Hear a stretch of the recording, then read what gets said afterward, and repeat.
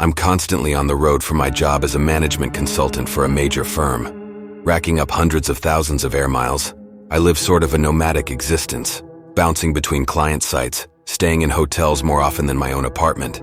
There's one particular hotel chain I've grown quite familiar with over the years. The staff knows me by name, and I've racked up enough loyalty points for plenty of free nights. Usually my stays there are blissfully uneventful. But one night last fall, something deeply unsettling occurred. After a long day of meetings, I returned to my room exhausted around 10 p.m. I had an early flight the next morning, so I desperately needed a good night's sleep. I went through my normal routine, hung up my suit for the morning, set out my toiletries, programmed the thermostat to my preferred temperature. By 11 p.m., I was snuggled under the crisp white sheets, out like a light. Sometime later, I was ripped from my slumber by a harsh, grating sound. My eyes shot open as I was fully awoken by the unmistakable screech of something heavy being dragged across the floor directly above me. I laid there tense, my heart pounding as the noise continued to echo through the ceiling in irregular intervals. Drag, pause, drag, pause. At first I thought it must be someone rearranging furniture, but it went on, each bone-chilling scrape making me flinch. After lying awake for a good half hour, I couldn't take it anymore. I grabbed my phone and called down to the front desk. "Hi, I'm sorry to bother you so late," I whispered, trying not to raise my voice too much. "But there's someone in the room above me who keeps dragging something incredibly heavy across the floor. It's been going on for a while and I have an incredibly early flight. Is there any way you can ask them to stop?" The front desk clerk responded with concern. "Oh no, sir, let me look into that right away." She put me on hold briefly while she made some calls. When she returned, her voice was tinged with confusion. "Sir, that room above you is actually vacant right now. It's been empty for days." My blood went cold as the harrowing noises clawed through the ceiling again, as if mocking her claim of vacancy. In all my years traveling and staying at this chain's hotels, I'd never experienced anything even remotely paranormal. This was uncharted territory and I was terrified. Trying to remain calm, I told her I needed this dealt with immediately, or I would be checking out and taking my business elsewhere. She assured me security was on their way. Clutching the phone tightly, I huddled under the covers and waited. Within minutes, I could hear heavy footsteps tramping around in the room overhead. The door opened and closed with a heavy thud. And then, mercifully, silence. My nerves were rattled, but at least the ungodly racket had ceased. There was a firm knock at my door a short while later. I opened it to find the two security guards looking supremely spooked themselves. They shook their heads slowly. "Not a single person up there, sir. That room is totally empty. No furniture, no nothing." Needless to say, I didn't get a wink of sleep the rest of that night. As soon as I could see the first traces of dawn peeking through the curtains, I checked out in a frenzied state. Whatever malicious force had been at work in that room, I wanted no part of it. In all my hundreds of nights at this hotel chain's properties, I'd never encountered anything like that before. These days, I avoid that particular location at all costs, no matter how lucrative their loyalty program remains. My work is stressful enough without inviting that kind of insomnia-inducing anguish and nightmares. Working at that rundown motel was just a temporary gig for me during the summer before college. I had taken the job to earn some extra cash, never expecting it to be anything more than mindlessly manning the front desk and dealing with the occasional unruly guest. Little did I know I was in for one of the strangest experiences of my life. As a teenager, the night shifts were the worst.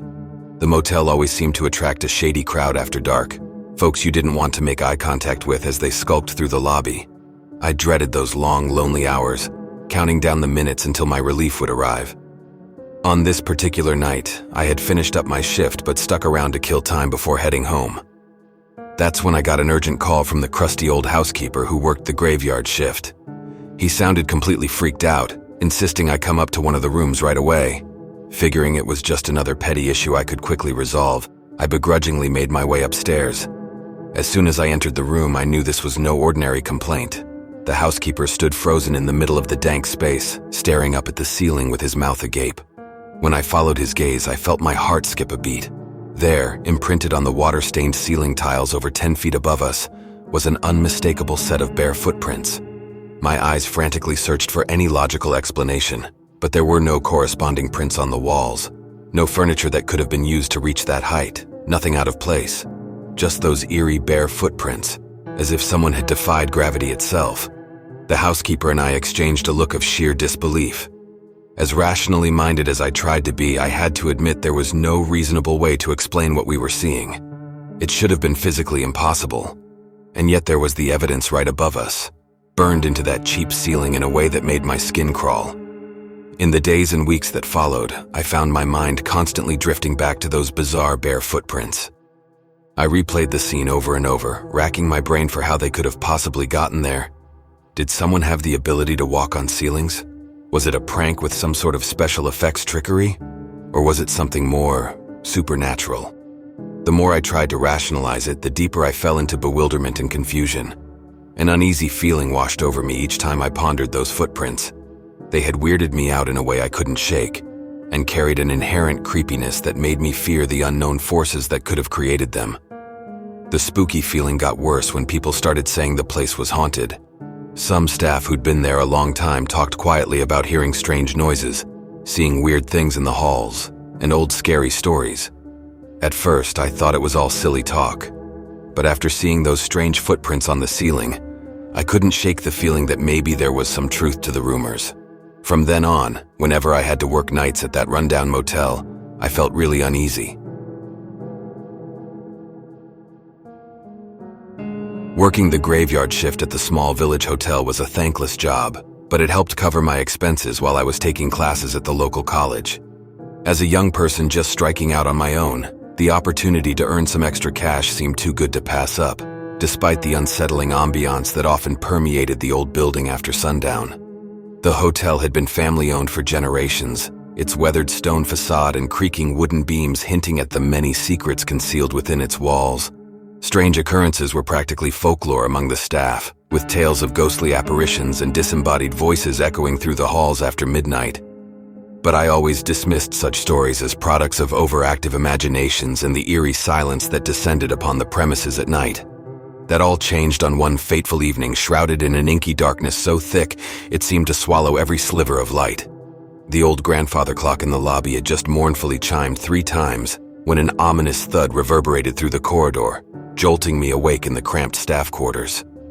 At first, I tried to convince myself it was merely the settling of the ancient timber frames, but the reverberating knocks grew too insistent, too intentional to ignore. My initial annoyance quickly twisted into a gnawing sense of unease as the noise seemed to emanate from the empty hallway just outside my door. With each muffled thump, the hairs on the back of my neck stood on end, my heart thudding in sync with the unsettling rhythm. Reluctantly, I peeled myself from the warm cocoon of my sheets, telling myself it was likely another staff member stumbling in after a night of revelry. But as soon as I cracked open the door, the dim emergency lighting cast an almost theatrical glow over the corridor, now deathly still and ominously vacant. A heaviness seemed to linger in the stale air as I tentatively stepped over the threshold, my bare feet leaving soft imprints on the weathered hardwood floors. Despite every logical instinct screaming at me to retreat to the safety of my room, an inexplicable force pulled me towards the source of the disturbance. With each step, the floorboards emitted a protesting groan, as if in warning. The crimson antique carpet runner lining the hall seemed to swallow the feeble illumination, plunging the path ahead into impenetrable shadows. By the time I reached the end of the corridor, my heart was thundering against my ribcage, the sound of my ragged breaths drowned out only by the ominous thumping reverberating up the stairwell. That's when I saw it. A solid, inky blackness ascending the steps, devoid of any discernible shape or form. It moved with uncanny purpose, each step punctuated by a sickening thud that reverberated through the walls and rattled the dusty portraits leering down from above. I watched in transfixed horror as the tenebrous figure slowly materialized before my eyes, an icy chill penetrating the very marrow of my bones. In that soul-shattering moment, I knew I had stumbled upon something profoundly evil, something not meant for the mortal world.